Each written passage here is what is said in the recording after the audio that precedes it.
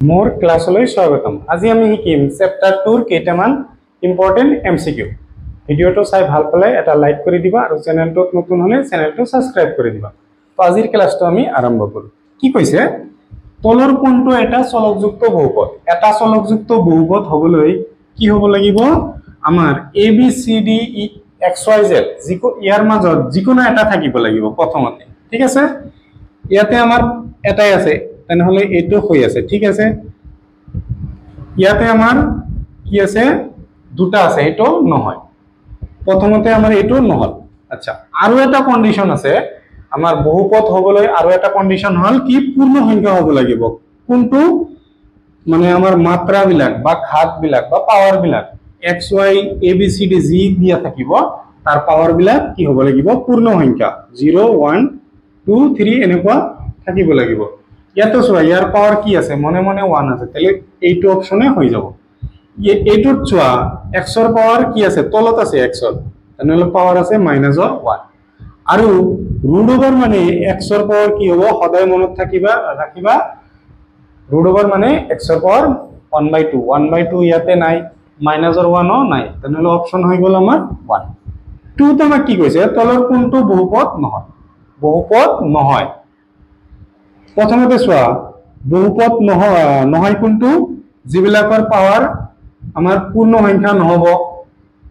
পূৰ্ণ সংখ্যা ক'ত নহয়? ইয়াতে চোৱা, x ৰ পাৱাৰ কি দি আছে? আমাৰ 1/3। কিউব ৰুট মানে কি? 1/3। ইয়াতে যদি আমাৰ 4 দিয়া থাকিলে হয় কি হ'ব? ইয়াতে 4। ইয়াতে 6 দিয়া থাকিলে তলত কি হ'ব? 6। ইয়াতে কি দিয়া আছিল? 3 দিয়া আছিল, তেনেহলে ইয়াতে হ'ব 3। 1/3 আমাৰ পূৰ্ণ সংখ্যাত নাহে, তেনেহলে এইটো আমাৰ অপশন হৈ যাব। এইটো বহুপদ হয় কাৰণ ইয়াৰ পাৱাৰ 1। এইটো বহুপদ হ'ব। এইটো বহুপদ হয় কাৰণ ইয়াতে 1 1 গোটেইকেইটা প্লাস কৰিলে 2 1 3 3 আৰু 1 কিমান হ'ব? আমি 4 পাম। এইটো আমাৰ বহুপদ হ'ব। ইয়াতে আমাৰ x y z একো নাই, তাৰ মানে পাৱাৰ বিলাক কি হৈ আছে? শূন্য। এইটো আমাৰ বহুপদ হ'ব। ঠিক আছে, আমাৰ নহয় কোনটো? এইটো। কোশ্চেন 3 চোৱা, কি দি আছে? তলৰ কোনটো এটা চলকযুক্ত বহুপদ? এটা চলকযুক্ত বহুপদ। প্ৰথমতে চলক এটা থাকিব লাগিব, মানে x y z এইবিলাকৰ মাজত এটা থাকিব লাগিব। ইয়াতে y আছে, তেনেহলে এইটো কেনসেল। ইয়াতে y আছে, কেনসেল। ইয়াতে এইটো কেনসেল। আমাৰ কোনটো হৈ যাব? ইয়াতে এইটো x, এইটো x আছে। হ'ব? ভিডিওটো পজ কৰি লিখিলো। কোশ্চেন 4 কি দিছে? তলৰ কোনটো ৰৈখিক বহুপদ? ৰৈখিক বহুপদ মানে কি? x ৰ পাৱাৰ বা y ৰ পাৱাৰ আমাৰ 1 হ'ব লাগিব, তেনেহলে ৰৈখিক বহুপদ। কোনটোত আছে? ইয়াতে আমাৰ 1 আছে, এইটো আমাৰ ৰৈখিক বহুপদ। ইয়াতে x ৰ পাৱাৰ 2 আছে, তেনেহলে কি হ'ব? দ্বিঘাত বহুপদ। এইটো x ৰ পাৱাৰ 3 আছে, কি হ'ব? ত্ৰিঘাত বহুপদ। এইটো x ৰ পাৱাৰ ইয়াতে 1 আছে, ইয়াতে 1, আমাৰ ইনটু হলে কি হয়? প্লাস হয়, তেনেহলে 2 হ'ব। এইটো দ্বিঘাত বহুপদ হৈ যাব। আমাৰ অপশন কোনটো ৰাইট হ'ব? ৰৈখিক বহুপদেৰ কাৰণে এইটো। ঠিক আছে। আৰু যদি পাৱাৰ যদি 0 হৈ যায়, সাপোজ এটা ধ্ৰুবক সংখ্যা দি আছে, এইটো দি আছে, এইটো কি হ'ব? আমাৰ ধ্ৰুবক বহুপদ হ'ব। এইটো কয় পাৱাৰ 1 থাকিলে ৰৈখিক বহুপদ, পাৱাৰ 2 থাকিলে দ্বিঘাত বহুপদ, 3 থাকিলে ত্ৰিঘাত বহুপদ, আমাৰ 0 থাকিলে কি হয়? ধ্ৰুবক বহুপদ হ'ব।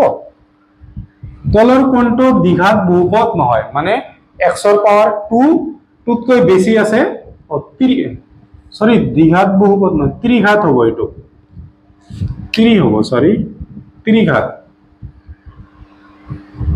চোৱা, ইয়াতে পাৱাৰ আছে 2 আছে, 1 আছে, প্লাস কৰিলে 3, এইটো ত্ৰিঘাত বহুপদ হয়, তেনেহলে এইটো অপশন আমাৰ নহব। এইটো ত্ৰিঘাত বহুপদ, এইটো অপশন নহয়। ইয়াতে চোৱা, ইয়াতে পাৱাৰ কিমান দি আছে? 4 দি আছে, তেনেহলে এইটো ত্ৰিঘাত বহুপদ নহয়। এইটো কি হ'ব? আমাৰ 4টা আছে, ঘাত 4 আছে, ইয়াৰ এইটো ত্ৰিঘাত বহুপদ হৈ যাব।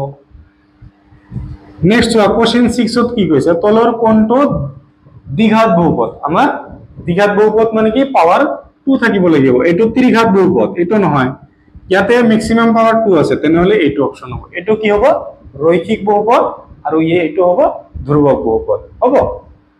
তোমালোকৰ এটা কোশ্চেনতে বহুত কেইটা মই এনসাৰ কৈ দি আছো। ঠিক আছে, এনেকুৱা ৰিলেটেড আহিলে তোমালোকে নিশ্চয় পাৰিবা যে ৰৈখিক বহুপদ কোনটো, দ্বিঘাত বহুপদ কোনটো, আৰু কি ধ্ৰুবক বহুপদ কোনটো।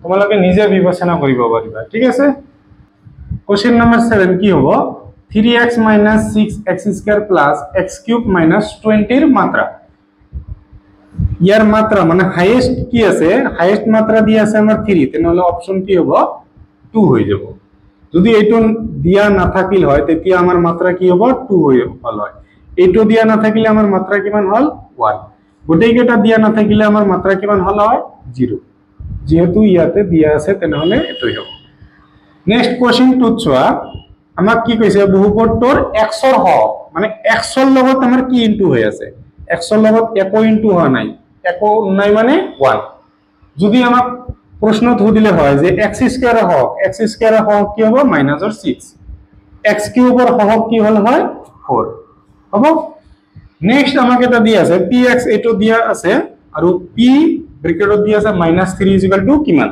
মানে x ৰ মান আমি -3 বহালে আমি কি পাম x ৰ ঠাইত -3 + 3 -3 + 3 ক্যান্সেল কি হ'ব 0 আমাৰ অপশন এ হৈ যাব হ'ব ভিডিওটো পজ কৰি লিখি লোৱা নেক্সট কোশ্চেন 10 ত দি আছে x² - 9 বহুপদটোৰ এটা শূন্য হল আমি কি কৰিম x² - 9 = 0 বহাইলাম ঠিক আছে এতিয়া x² মাইনাস আছে এটো সাইডত যাই কি হ'ব প্লাস সো x² আছে এটো সাইডত যাই কি হ'ব √/। কি লিখিব পাৰো আমি 9 ক 3 * 3 বা 3² লিখিব 3 * 3 বা 3² স্কয়ার √/। কি হ'ব ক্যান্সেল বাইরেতে লব 3 অপশন কোড আছে 3 বি নম্বৰ py বহুপদক y - 1 এৰে হৰণ কৰিলে ভাগশেষ হ'ব ভাগশেষ কিনেকে উলাম y = y - 0 = 1 = 0 y = কি হ'ব 1 তাৰ মানে p of 1 কত আছে এটো y ঠাইত কি বহি যাব 1 বহিব p1 আছে x - p বহুপদটো px বহুপদটোৰ এটা উৎপাদক হ'ব কেতিয়া হ'ব x - p = যদি 0 বহাও x = p তাৰ মানে x ৰ ঠাইত p = 0 হ'ব লাগিব মানে এটো হ'ব লাগিব p = 0 কত আছে বি নম্বৰ হ'ব ভিডিওটো পজ কৰি লিখি লোৱা সো কোশ্চেন 13 ইমান আমাক ভয়ঙ্কৰ দিয়া আছে কি আছে 569² - 568² ইমান আমি কৰি থাকিলে গোটেই এক্সামটোৱে শেষ হৈ যাব কি কৰিম আমি দুটাৰ জাস্ট প্লাস কৰি দিম এই দুটাৰ প্লাস কৰি দি যেটো आंसर আছে হেটো आंसरে হ'ব ঠিক আছে নেক্সট দি আছে x + 1 বহুপদটো তলৰ কোনটো বহুপদৰ এটা উৎপাদক আচ্ছা উৎপাদক হ'ব কাৰণে কি হ'ব লাগিব আমাক যেটো দিয়া আছে এটো = 0 বহাইলম x = -1 বহাই চাম যদি 0 হয় -1 বহালে যদি এইবিলাক যেটো 0 হ'ব হেটো আমাৰ হৈ যাব -1 বহাই চাও -1 ৰ স্কয়াৰ + 1 -1 ৰ স্কয়াৰ মানে -1 * -1 কিমান পাম আমি -1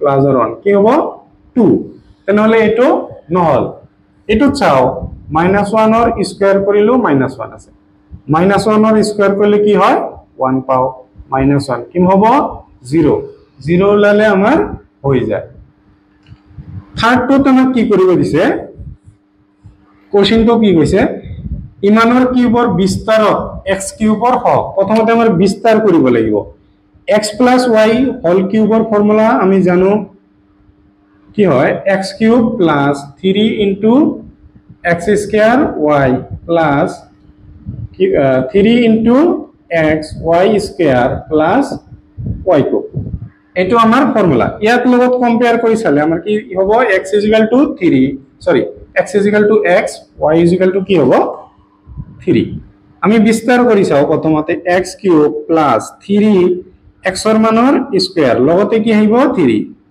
আৰু আহিব 3 * x তাৰ পিছত 3 ৰ স্কয়াৰ y ৰ মানৰ স্কয়াৰ তাৰ পিছত আছে y ৰ মানৰ কিউব হল ইয়াতে আমি x³ থকা টাৰ্মটো চাম অকল কাৰণ x³ ৰ হক খুজিছে x³ ইয়াৰ লগত কি আছে একো নাই মনে মনে কি হ'ব 1 তেনহলে অপশন আমাৰ এ হৈ গল হ'ব ভিডিওটো চাই ভাল পালে